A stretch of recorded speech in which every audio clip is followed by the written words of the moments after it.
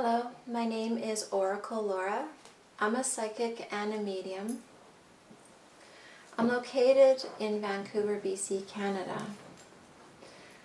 I was born with the ability, both abilities. My father was psychic and my mother was a medium, as well as her mother before her. So I have both abilities. I have put it to great use. Growing up with it was really challenging, and developing it was also very challenging. But after having something so useful for so many years, I eventually realized that I need to use it for good, and I need to help people. So that's what I've been doing for several years. I've worked on a lot of cases. I've worked with missing persons and the VPD, the Police Department of Vancouver, RCMP. I've worked with a lot of different organizations to help find missing people and to help with homicide cases.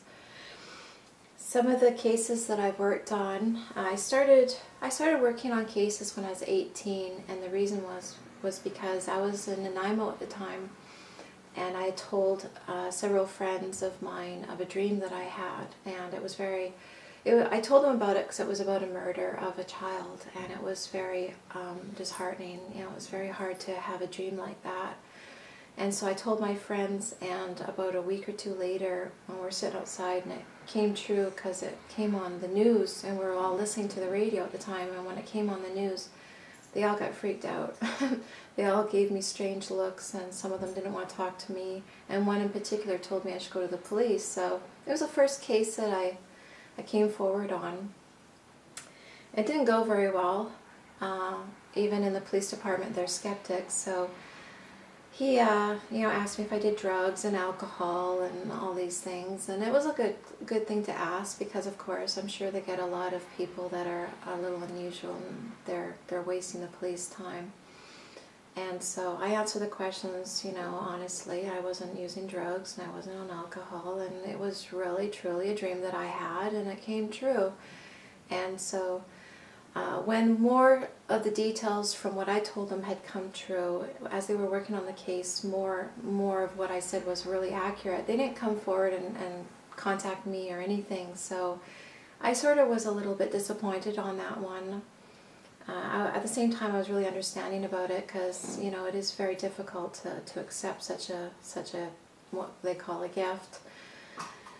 So when that one, I just let it go. I understood, and I didn't bother pushing it any further.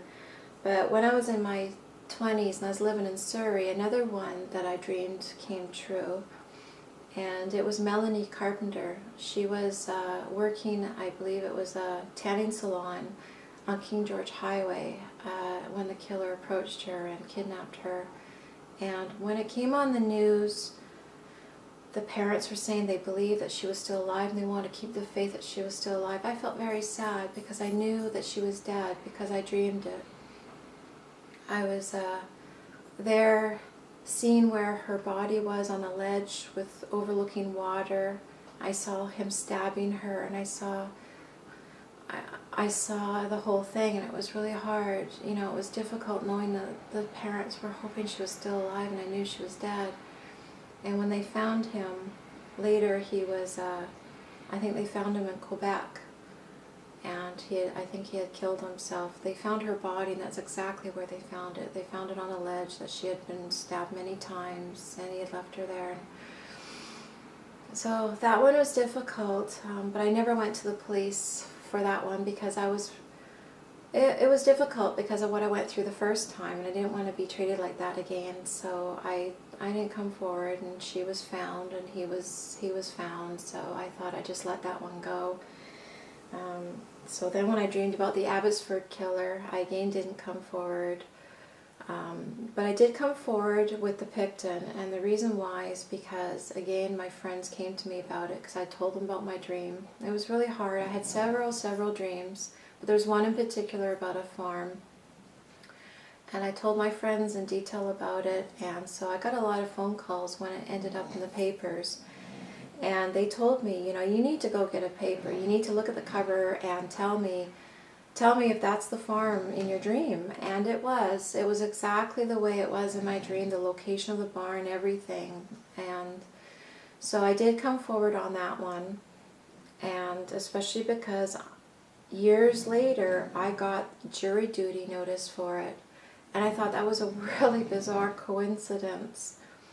And it was like, you know, maybe the woman in my dream knew that I was going to be given that jury duty notice. So I came forward on that one and told them about all the dreams I had about him, and they weren't very responsive. They told me not to come forward again, ever.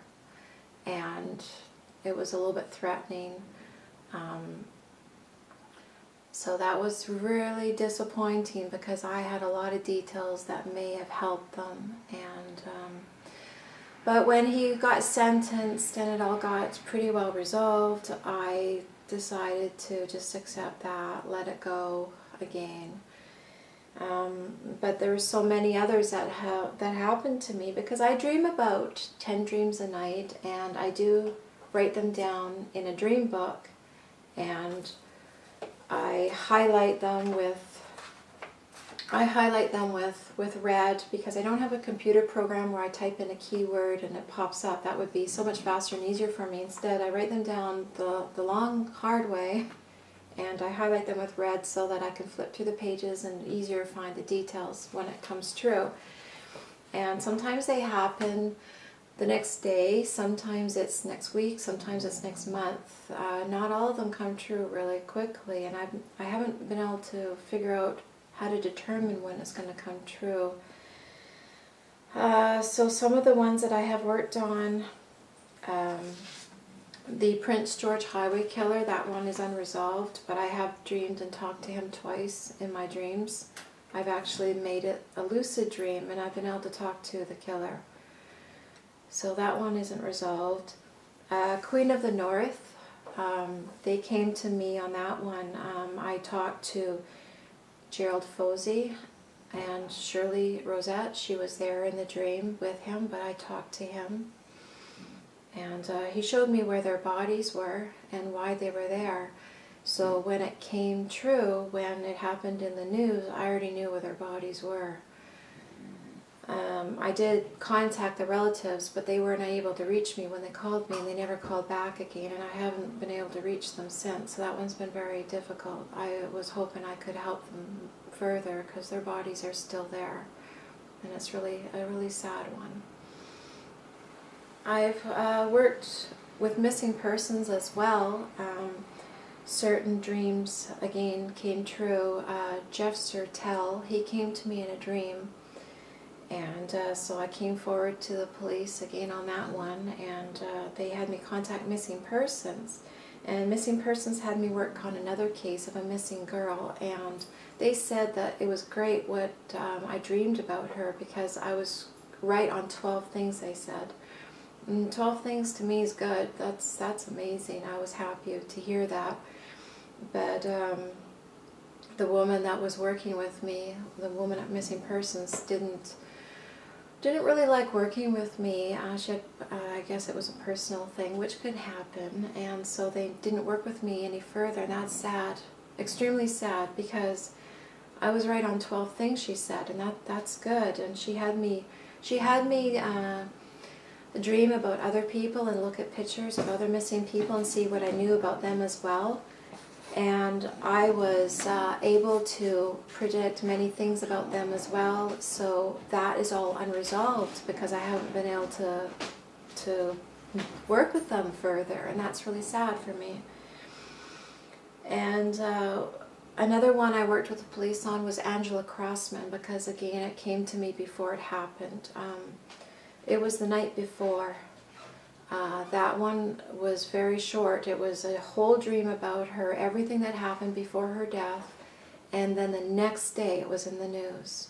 The next day it happened, and I knew she was already dead, and I knew everything about it because in my dream she showed me everything, and I knew who was really responsible. So a lot of the stuff that came out later in the news I already knew about. And Sometimes it's someone famous. I've dreamed about famous people before they die. Patrick Swayze came to me a couple times in a dream, and I have information for the members of the family for that one. Michael Jackson was the night before. There wasn't as much notice on that one. He came to me in a dream the night before he died. So when it happened in the morning, I turned on the news like I sometimes do, and there it was. He had died, and I already knew everything about the death. I already knew things that were going to happen later because of him, because he showed me a lot of things in the dream. Elizabeth Taylor was a long time before. It was more like about a year or so before she died. Some of the soldiers in Iraq, I knew about an IUD bomb that was going to go off and kill a few soldiers in a Jeep. I knew about that one because they showed me. I was in the Jeep with them in the dream. It was really harsh having to... In my dream, I'm right there. I'm right in the middle of it all, so it's really difficult for me sometimes. Keenan was one that came to me, I think it was a few days before, a week before. I had told my boyfriend at the time, I told him the name of the boy, I told him everything about the dream, so we're laying there on his bed watching the news. And then it happened. It came in the news, and he goes, "Oh my God, there's your dream, and it's the name." And we were all talking about it. He was so excited. He goes, "It's exactly the name you said and everything." So again, I called the police, and I worked with them on that one. And there's parts of it that are unresolved still, because in the dream there's things that happened that didn't happen yet.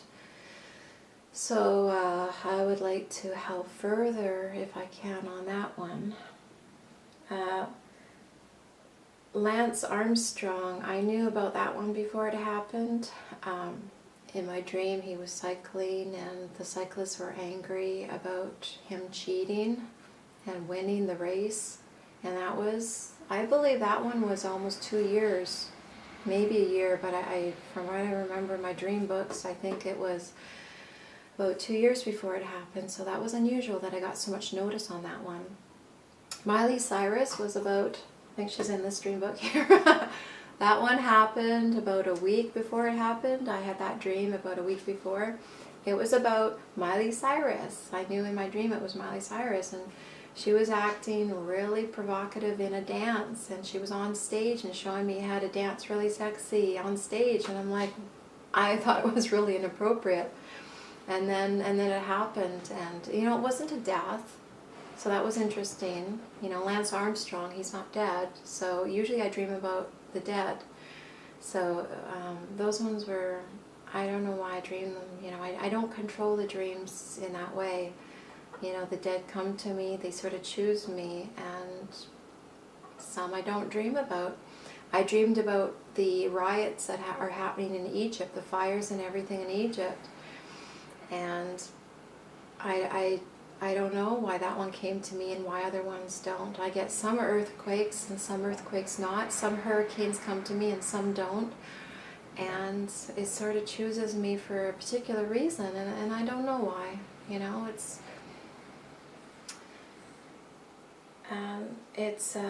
It's a wonderful gift if people believe me. Otherwise, I have up to 10 dreams a night that are going to happen regardless whether someone believes or not, and I don't know what to do with it if I can't go to someone about it, if I can't go to the police, if Missing Persons doesn't care and won't work with me anymore. What do I do with this? It's a difficult gift. It's something that I can only use by giving readings, so I'll give readings and I'll give seances and I'll help those that come forward to me and want help. But for those who don't want to believe, and if the police don't want to work with me on it, and they don't want to believe, they don't want to take me seriously, or if Missing Persons doesn't want to work with me, I don't know what to do. And so it's a challenging gift. It's called a gift, but sometimes it seems less like a gift.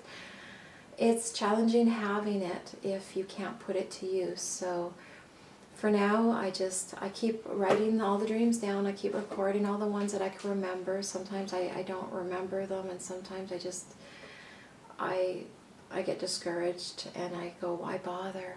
You know, who's going to care? And that's sad. And I want someone to care. I want to be able to help. I'd like to be able to get a good night's sleep, but at the same time, if the dead want to come to me, I don't want to close the door on them. I don't want to turn them away. I want to be able to help them if they want my help. So I continue to write down the ones that I do remember, and I hope that, you know, I can sort of put it to use later, and maybe someone will come forward, or maybe someone will care, and maybe I can work with someone on it, and I can resolve 1. I can resolve 5. I can resolve 10.